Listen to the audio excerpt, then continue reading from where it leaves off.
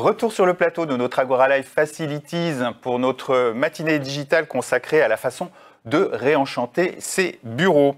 Dans cette keynote, je suis très heureux d'accueillir le dirigeant fondateur d'Enexia, Fabien Boutard. Fabien, bonjour. Bonjour Lionel. Bienvenue. Merci. Merci d'avoir accepté mon invitation. Alors Fabien, on ne cesse de parler d'expérience employée depuis ce matin. C'est aussi l'objet de cette matinée digitale et de la façon de réenchanter ces bureaux. Alors le contexte a changé avec le développement du travail dit hybride. Bon, voilà, beaucoup le télétravail ou le travail à distance. Et on sent que les entreprises cherchent les bonnes solutions. Elles sont beaucoup dans le test and learn, on en a parlé lors de la table ronde, pour adapter les lieux de travail, trouver des nouveaux services pour proposer une expérience collaborateur renouvelée. Alors, avant qu'on entre dans le vif du sujet, je voudrais d'abord que tu nous présentes rapidement Enexia.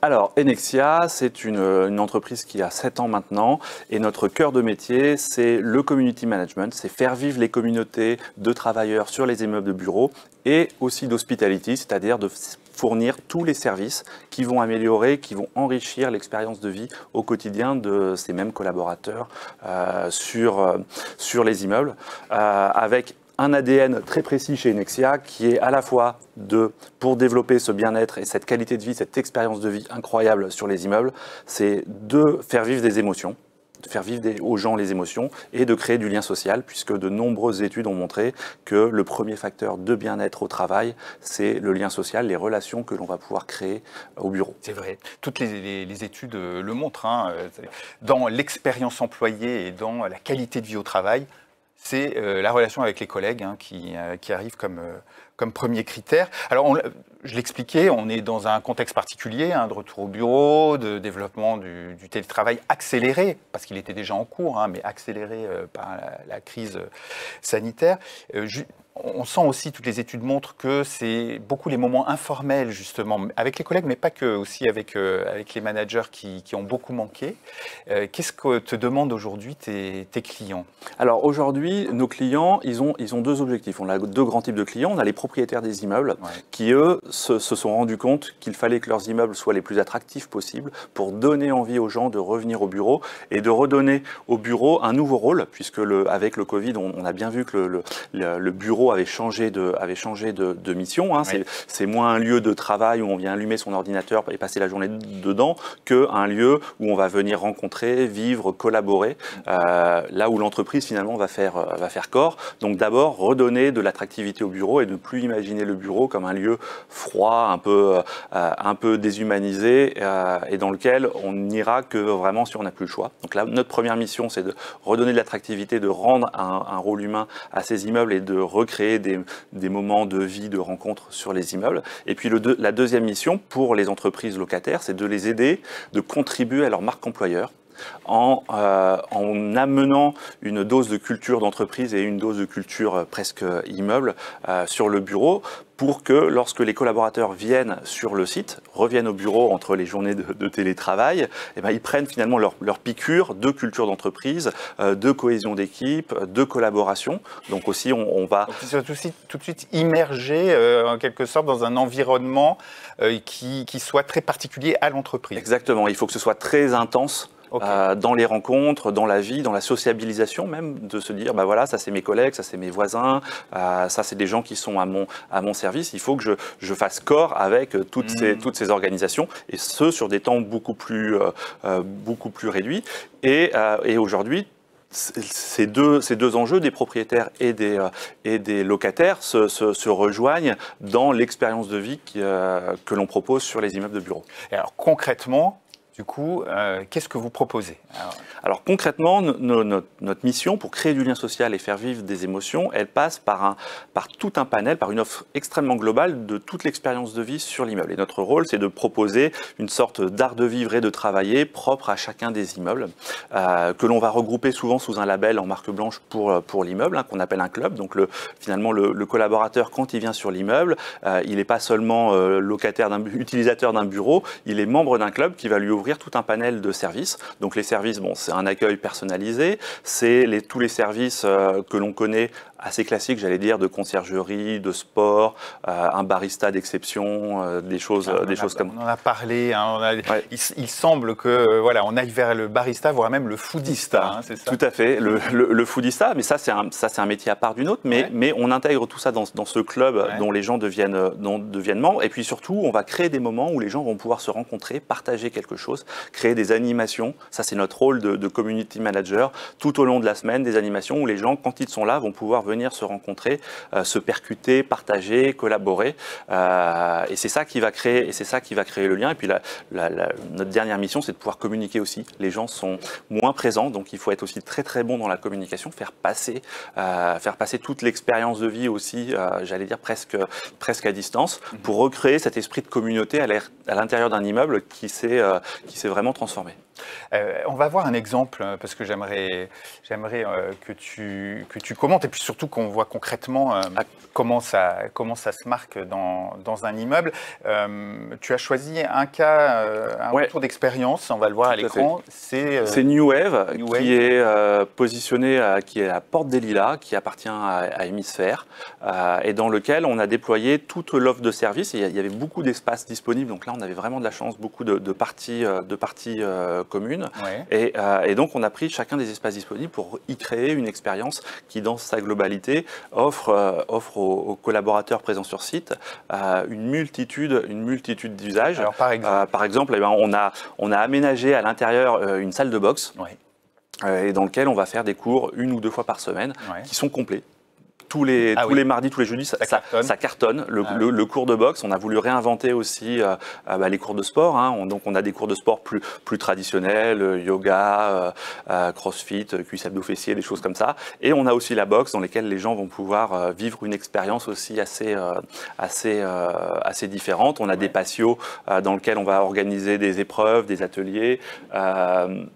Et plein de moments de rencontres, des after-work aussi, ça marche très très bien. On a même une salle atelier cuisine dans lequel on va venir organiser des ateliers do it yourself ou des ateliers de cuisine. À Noël, on fait la couronne de Noël, on fait de la déco, on fait plein de choses. On fait des dégustations de vin aussi sur le site avec une œnologue dans l'équipe. On gère aussi toute la partie accueil de l'immeuble. On a beaucoup parlé d'ailleurs de cette évolution des accueils vers des choses plus hôtelières, type lobby d'hôtel. Exactement. Plus dynamique. C'est une tendance, oui. C'est une tendance très forte. Nous, on milite un peu pour la disparition de la banque d'accueil, pour avoir quelque chose de beaucoup plus convivial, beaucoup plus dynamique. Et puis c'est cette expérience qu'on va retrouver un petit peu partout aussi, de façon hôtelière. On va avoir une salle de sieste, on va avoir un espace bien-être aussi où on peut se faire masser. Et l'idée, c'est d'emmener dans l'immeuble de bureau tous les services dont peuvent rêver les collaborateurs, qui se disent en venant au bureau, je vais retrouver des choses que je n'aurais pas forcément chez moi. On va gérer aussi tout le business center, toutes les salles de réunion. Donc là, on a un exemple, on a un visuel à l'écran. On essaye aussi de repenser avec les décorateurs les salles de réunion comme quelque chose d'assez différent. On retrouve ce côté club peut-être tout à fait, dont tu parlais. Tout à fait. Ce work club, c'est ce côté très privilégié d'être sur l'immeuble et d'avoir une équipe à sa disposition. À n'importe quel moment, je peux venir réserver une salle de réunion avec des dispositions qui sont différentes, avec des poufs, avec des fauteuils à bascule ou des choses très formelles. C'est parfois irritant, ces salles de réunion qui ne sont pas disponibles, etc. Vous travaillez beaucoup là-dessus pour essayer d'éviter ça? On travaille beaucoup sur la disponibilité. Il faut que ce soit toujours disponible, surtout dans ce contexte, je me répète, où le travail individuel, on le fait chez soi, et quand on vient au bureau, c'est pour collaborer, c'est pour partager des choses. Donc aujourd'hui, sur les immeubles, c'est important qu'on ait une offre extrêmement large d'espaces collaboratifs sous toutes ses formes. Diverses typologies d'espaces de réunion. Alors, toi, tu vois ce marché évoluer depuis déjà pas mal d'années. Depuis plus de 7 ans, oui. Et voilà. Qu'est-ce qui fait la différence, selon toi, justement, pour créer, animer cette vie au travail dont tu parles? Est-ce que ça crée des nouveaux métiers, par exemple?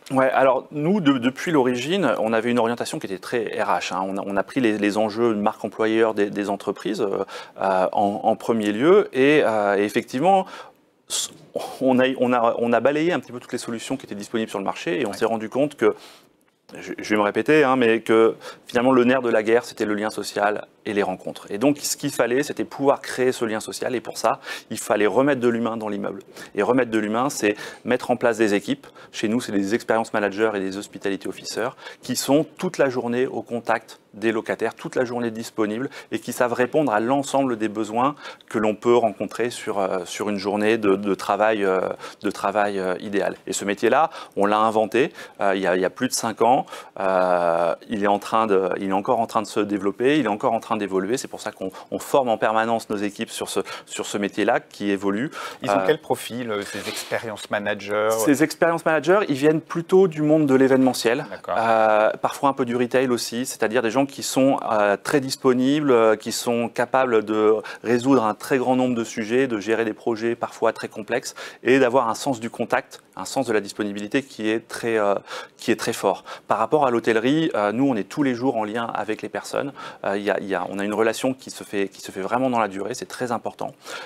Et donc on essaye de recruter des personnes sur des qualités humaines, sur des savoir-être d'abord, et puis ensuite on leur apprend le métier d'experience manager ou d'hospitality officer, parce que ça, à part nous, personne ne peut leur apprendre. Parce que qu'est-ce qui fonctionne le plus là, avec ton retour d'expérience finalement, sur ce sujet de l'expérience collaborateur, de réenchanter ses bureaux, qu'est-ce qui fonctionne vraiment bien? Ce sont les moments de rencontre, les moments de partage, de pouvoir les faire vivre, parce qu'il ne suffit pas d'avoir des très beaux espaces et de dire bah là ça va être un lieu de rencontre, vous avez un super espace community, voilà. Il faut le faire vivre, il faut l'animer, et ça c'est la qualité des personnes que l'on va mettre à l'intérieur, leur capacité à aller parler aux gens, leur capacité à créer du lien, à répondre à leurs attentes, à créer un programme sur mesure, à les valoriser aussi, à avoir un service extrêmement personnalisé, et à leur faire vivre des émotions dont ils vont se rappeler le plus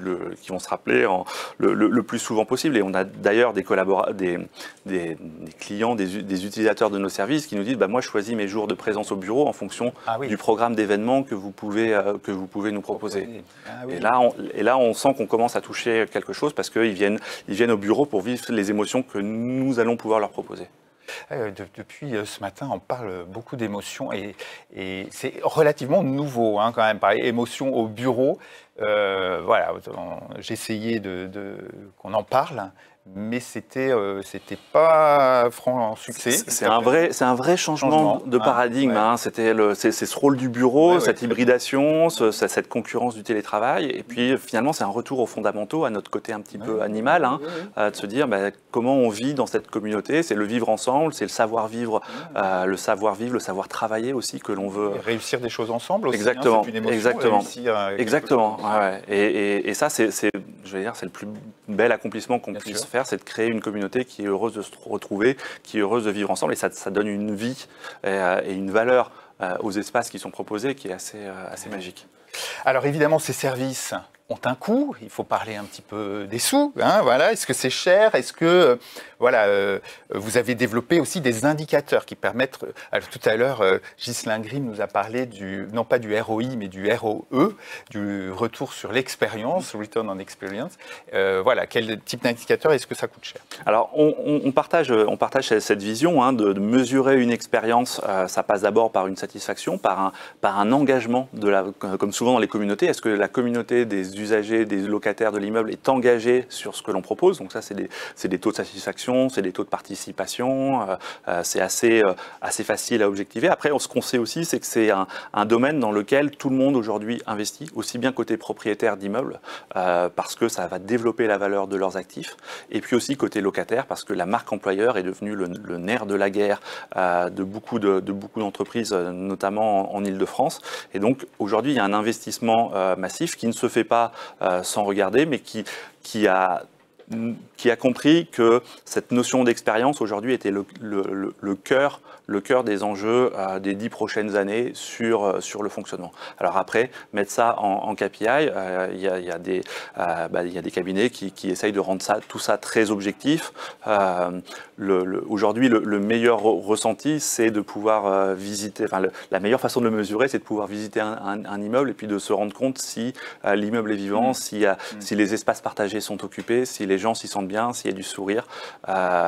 Et ensuite, le retour sur investissement sera très indirect, mais sera surtout extrêmement transversal pour les propriétaires et les locataires. J'imagine que vos expériences managers, ils cherchent à savoir quand même si ce qu'ils proposent tout à fait. correspond à des attentes, s'il y a du monde, si c'est fréquenté. Bon, voilà. Et surtout, on est dans un process j'allais dire, d'évolution continue, puisque le métier continue d'évoluer. Nous, c'est notre cœur de métier, hein, de faire évoluer les prestations. Et entre ce qu'on faisait il y a 3 ans et ce qu'on fait aujourd'hui, il y a déjà beaucoup de transformations. Et il faut reconnaître que s'il y a du monde au bureau, s'ils sont contents d'être là, on imagine qu'ils peuvent être plus créatifs, voilà, et travailler mieux, peut-être plus productif. Mieux collaborer. On n'aime pas ce mot-là hein, quand on parle de bureau, mais n'empêche que, faut pas être naïf. Ça compte. Voilà. Donc, il faut mettre en comparaison, évidemment, le coût des services en question et ce coût qui est très immatériel, enfin ce gain qui est très immatériel, mais qui est réel. Mais il y a un vrai repositionnement dans la chaîne de valeur de l'immeuble. Quels sont les services qui apportent vraiment du bien-être par rapport à d'autres, et on voit qu'il y a aussi des changements de paradigme à ce niveau-là. Très bien. Merci beaucoup Fabien Boutard pour cet échange et ce partage d'expérience. Je rappelle que tu es dirigeant fondateur d'Ennexia et NEI. C'est ça, hein, c'est ça. Bien-être en grec ancien. Voilà, pour la petite histoire. Pour ceux qui ont fait grec à l'école. J'ai pas fait grec, donc merci. Spécialiste de la création et de l'animation de vie au travail. Bravo et à bientôt. Merci à vous de nous avoir suivis. On se retrouve dans quelques minutes pour la suite de notre Agora Life Facilities. Nous parlerons espace et mobilier avec Éric Viol, le directeur général de Novi Style. À très vite.